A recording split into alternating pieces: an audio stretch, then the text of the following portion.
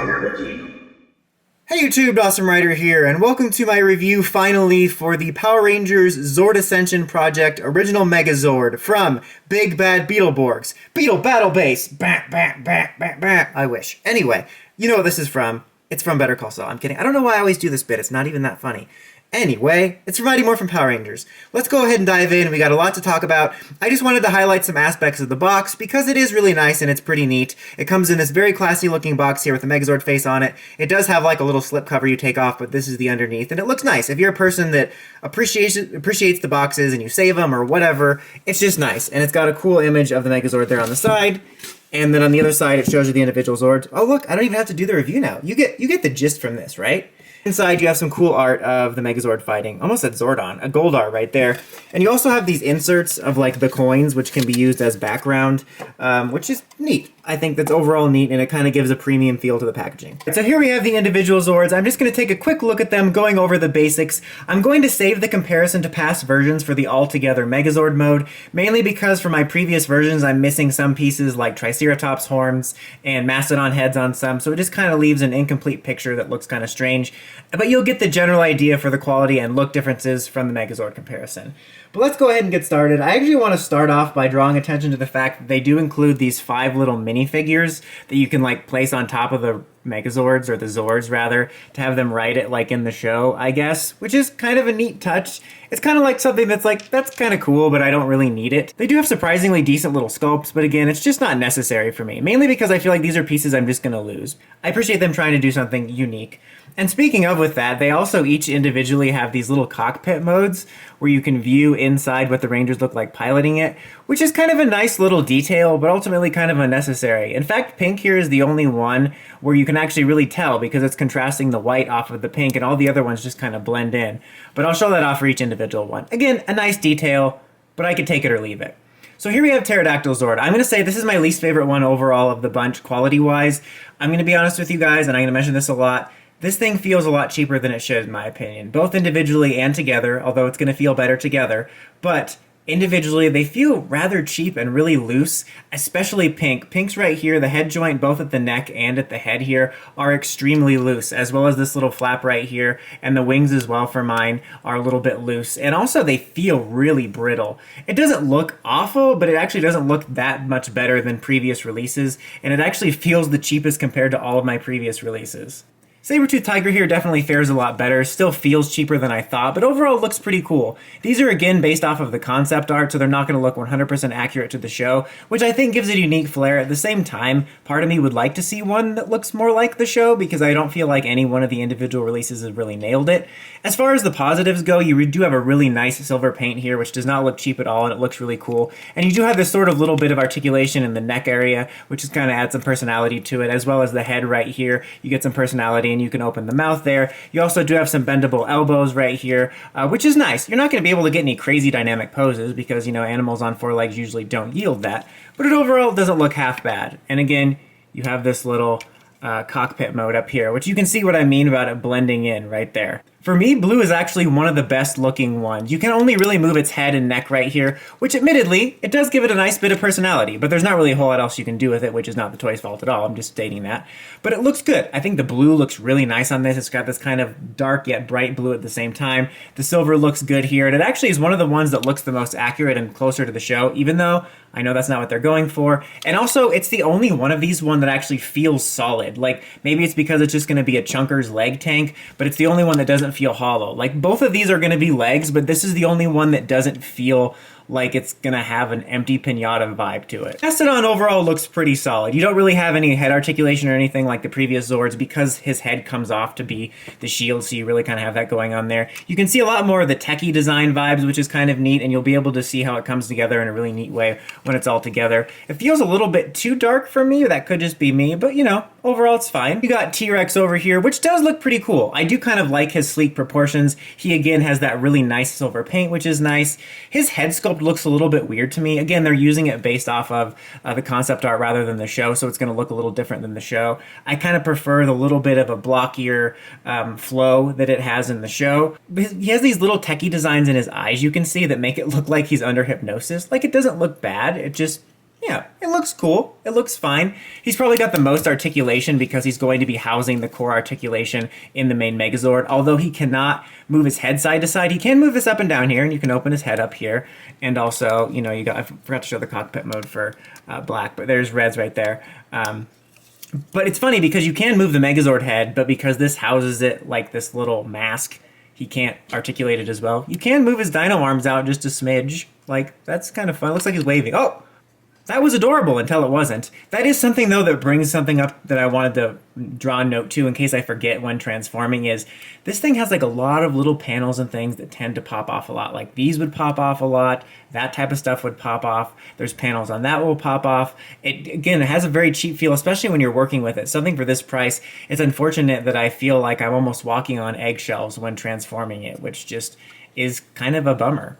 But now I'm going to go ahead and I'm going to transform this guy, just do a brief look at the tank mode and then have them all together. And I am going to then comparison to the past releases as well as some others.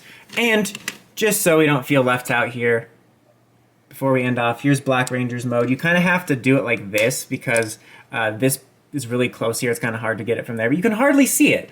Like, again, it's kind of a neat idea, but I don't really need it. Like, I can't imagine many people are going to display it with those open. And if you are, and you're showing off the displays, and someone's coming to see them, that's not really going to be that worth the journey.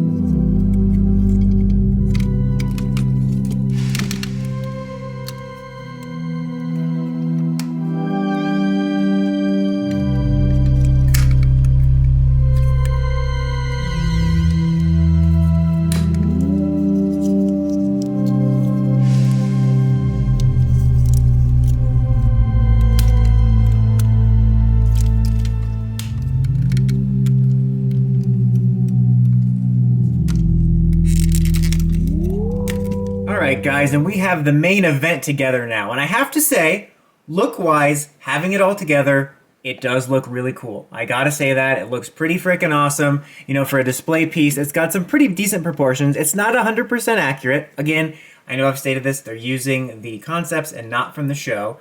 But it does look really cool. I really do like the proportions on it. The details on it look really nice. I do kind of like this sort of translucent look they have here, which I think combining it with this, it plays off a lot better when all together. All the details really come together nicely. I do like the head sculpt quite a lot, actually. I think it looks really cool.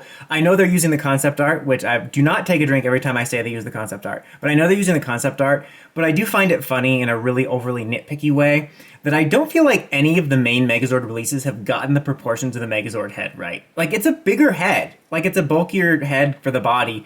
And none of the releases really get it right in proportion to the body. Outside of this giant Robo release, which is not a combiner, which looks pretty cool if you're into it. If you're a chubby Robo chaser. No, too far. Anyway, you know what I mean. That was, regardless. I just think it's funny. Kind of like in the way that it's taken them so long to get the MMPR red helmet right. And it's just funnier because of the amount of figures we get of it. But I do like the head sculpt. And just, again, look-wise, it looks really awesome. I gotta say that. I gotta give it to them. I'm really happy with the way it looks. And the fact that they're using the concept art, even though I kind of want a more accurate, closer to the show one in the same style, I gotta say the concept art does make it look unique. Now, before I forget it, this does include a similar gimmick to the individual Zords, where you pull this little visor off and you can see the Rangers in the cockpit. It's a little bit of a tight fit there, so it takes a second to get off. Toit like a toiga. There you go. And you can see them right there. It's actually more of a picture of them in there like it's from the show, which is kind of neat. That's cool. I can't imagine displaying it like this. It looks like that scene in Twin Peaks when Laura Palmer takes off her face. That's a joke 3 people will get. But regardless, it's weird. I wouldn't display it like that. But that's a nice little Easter egg. I could live without the individual Zord ones, and almost feels like a Micro Machine gimmick. I don't really need that. I don't necessarily need this, but I think this is more of a cool Easter egg attention to detail. The Power Sword's also pretty cool looking. Chrome can always look simultaneously cool and cheap at the same time, but I like the way this looks. The gold looks nice on there. I also like the kind of contrast here with the material of that. And of course, you do have some articulation. You do have more extended articulation with bending at the legs. You have a clicky joint right here. You can hear it. You can move them in and out. You got some articulation on the arms. It weirds me out a little bit that you have to remove this panel. According to the instructions, at least, you're just supposed to remove these. I get that it will stop hindering the articulation, but it also just feels weird to me, and I don't like having that leftover piece. But you do have a lot more articulation and options than usual, and you can move the head up and down and around, which is more hindered by the T-Rex head in its main mode. So that's nice. We've had this kind of renaissance here of articulated mecha between this and the main Dino Fury stuff, and even the Sentai stuff, which is really interesting. I will say, though, it looks, and it does feel more solid when you have it all together compared to the individual pieces. But it still feels cheaper to me, and the joints here on my legs are a little bit loose. Again, give it credit. It does feel more solid when you have the whole piece together. But for me personally, maybe I'm being nitpicky, but this is a lot of money. It still feels cheaper than I would expect for an over $150 collector's item. But now, I'm going to go ahead and I'm going to show you the comparison to the previous main releases that I own, and I also am going to show a comparison to some other mecha. Also, before I forget, you do have swappable hands, which is really nice. I'm going to take it off here. You have 2 holding hands, and then you have the ability to swap for these sort of martial arty posed action hands, which is a really nice touch, and is appreciated, and it adds to the dynamic look of the Megazord. Alright, so here we have him next to the original 90s release, and this right here is the Legacy release. I do own the MMPR 2010 one, but I felt it was kind of unnecessary to include it since this is largely the same mold. I mean, it is the same mold. This is just the superior version, so there's not a whole lot of differences there. I do have the Hasbro budget version, which I'll bring in here in just a second. And there is also stuff like the Super Robot Chogokin, which was not a deluxe release, but it was more of a regular figure. But it also was a pretty cool looking and accurate articulated figure. And also the very comparable Super Robot Chogokin, which I did review, but I no longer own, and I'll be touching on that in a minute. But as you can see, this one is a vast improvement in many ways over the classic one. I mean, the original 90s one here is your classic original 90s Megazord fare. You know, it's kind of blocky and outdated looking. It does have that kind of nice retro toy look, though, for your retro collection.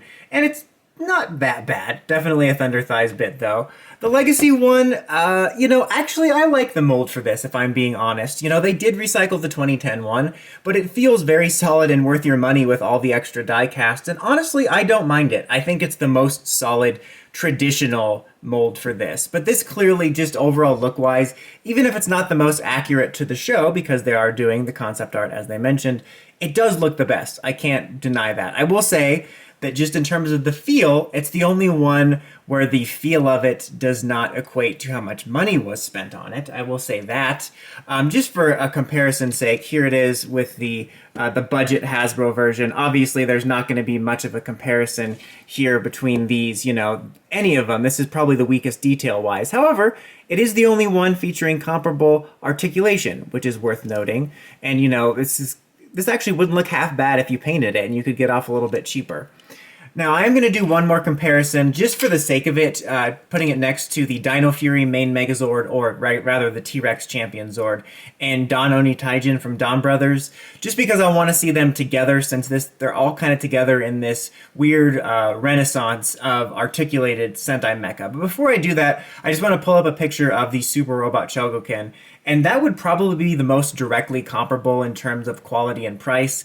And it's gone up a lot now, but I would say it's the superior pick between the two, in my opinion. But now let me quickly show it compared to the others. Okay, I just wanted to have these three together because I think it's interesting that we're in this era now where they're releasing collectible Megazords and mecha that combine, but are also more accurate to the show's look, or I guess I know in this case, the concept art, but more accurate to the show's look while still being able to combine. Because usually the shtick in the past is they're always going to look kind of blocky because the priority is being able to transform it over looking like the show. And I think it's interesting in 3 categories here. You know, you got the main show, you got a throwback retro lightning legacy type figure, and then you got the Sentai mecha here. And it's kind of interesting to see their approaches. I mean, I'll be fair, you know, this one doesn't feel the most expensive, and there has been problems with these molds breaking, but it doesn't feel like it's brittle. It's more like when you're trying to force the transformation or the pegs don't line up 100%. And I will say, again, I'm not saying this feels more worth the money, like price-wise than this, or like this doesn't feel more expensive than this. But I'll say, when I'm thinking about how does this toy feel in comparison to how much I paid for it, this feels much more right. Like, yeah, this was worth the money. This is solid for the money I spent for it. This, not so much. Even the Sentai Mecha, I'll say, the Sentai Mecha have been feeling a lot cheaper in recent years, and Dino Megazord feels and looks a little bit cheaper in some aspects than I would have liked, but it feels much closer to being worth the price, and it also, just, in my opinion, looks a little bit more impressive. I think maybe it's the size. I don't know. It's not the size, mate. It's how you use it. But I just wanted to highlight that. I think it's interesting. They're all kind of trying to be different things, but I think they're interesting in different categories. And not that this thing looks bad altogether by any stretch of the imagination. Just look-wise, it's really impressive. But honestly, for the final verdict, I have really mixed thoughts on this thing. As I mentioned 1 second ago, I think altogether it looks really cool. It looks really awesome on the shelf. You know, I like being able to have articulation. There's some cool aspects of the transformation too. There's some cool little details they included. And I understand that the price of plastic and everything is calibrated and the, you know, scanning the molds or whatever, blah, blah, blah, blah, blah.